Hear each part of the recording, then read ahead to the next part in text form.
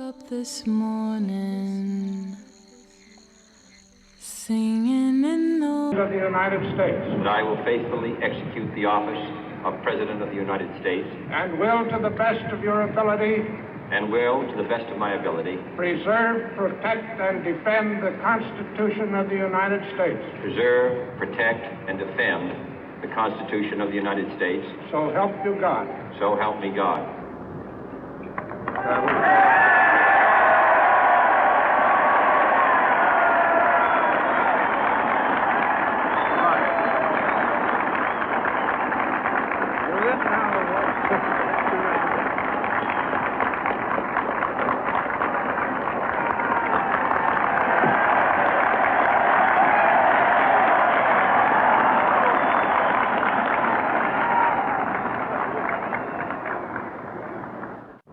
Vice President Johnson, Mr. Speaker, Mr. Chief Justice, President Eisenhower, Vice President Nixon, President Truman, Reverend clergy, fellow citizens. We observe today not a victory of party, but a celebration of freedom, symbolizing an end as well as a beginning, signifying renewal as well as change. For I have sworn before you and Almighty God the same solemn oath our forebears prescribed nearly a century and 3/4 ago.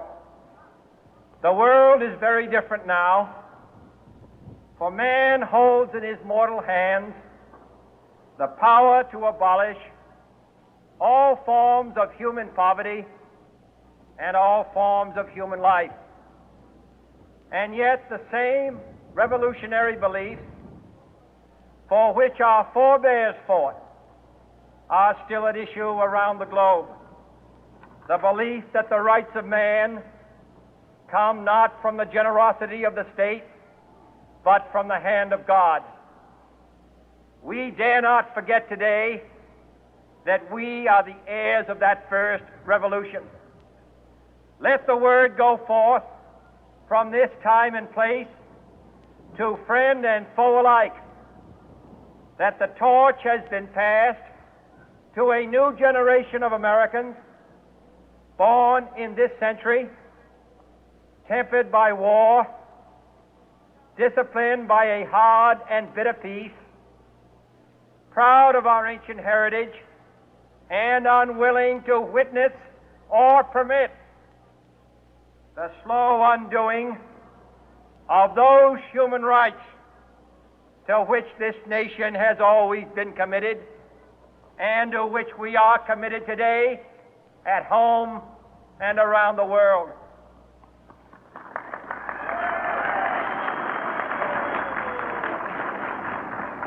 Let every nation know, whether it wishes us well or ill, that we shall pay any price, bear any burden, meet any hardship, support any friend, oppose any foe to assure the survival and the success of liberty.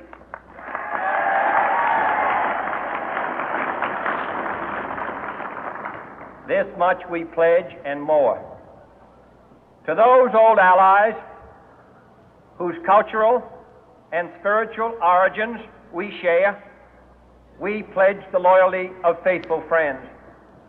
United, there is little we cannot do in a host of cooperative ventures.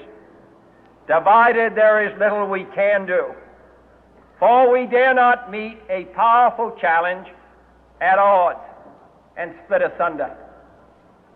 To those new states whom we welcome to the ranks of the free, we pledge our word that one form of colonial control shall not have passed away, merely to be replaced by a far more iron tyranny.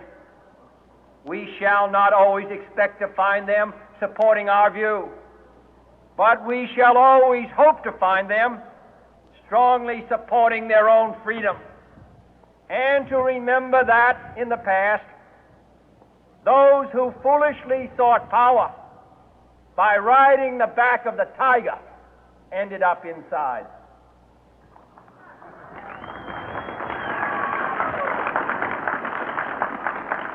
To those people in the huts and villages of half the globe struggling to break the bonds of mass misery, we pledge our best efforts to help them help themselves for whatever period is required, not because the communists may be doing it, not because we seek their votes, but because it is right.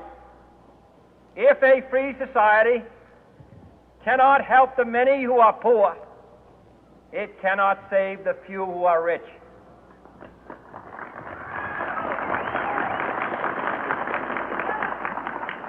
To our sister republics south of our border, we offer a special pledge to convert our good words into good deeds, in a new alliance for progress, to assist free men and free governments in casting off the chains of poverty.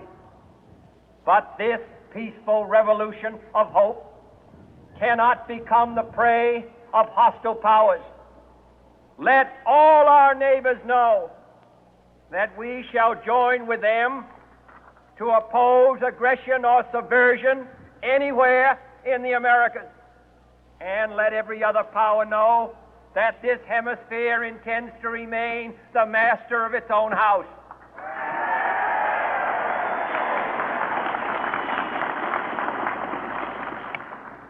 To that World Assembly of Sovereign States, the United Nations, our last best hope, in an age where the instruments of war have far outpaced the instruments of peace, we renew our pledge of support to prevent it from becoming merely a forum for invective, to strengthen its shield of the new and the weak, and to enlarge the area in which its writ may run.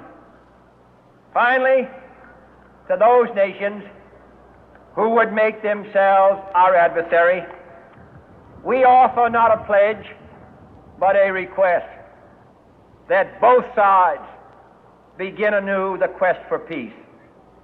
Before the dark powers of destruction, unleashed by science, engulf all humanity in planned or accidental self-destruction, we dare not tempt them with weakness, for only when our arms are sufficient beyond doubt can we be certain beyond doubt that they will never be employed.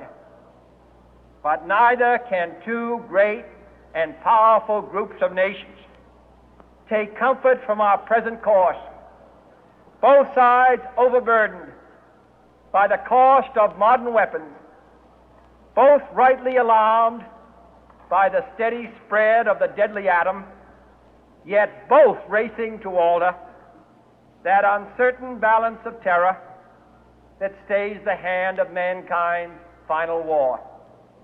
So let us begin anew, remembering on both sides that civility is not a sign of weakness, and sincerity is always subject to proof.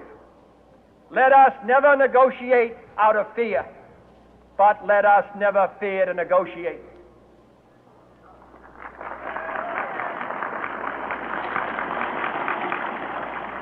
Let both sides explore what problems unite us, instead of belaboring those problems which divide us. Let both sides, for the first time, formulate serious and precise proposals for the inspection and control of arms, and bring the absolute power to destroy other nations under the absolute control of all nations.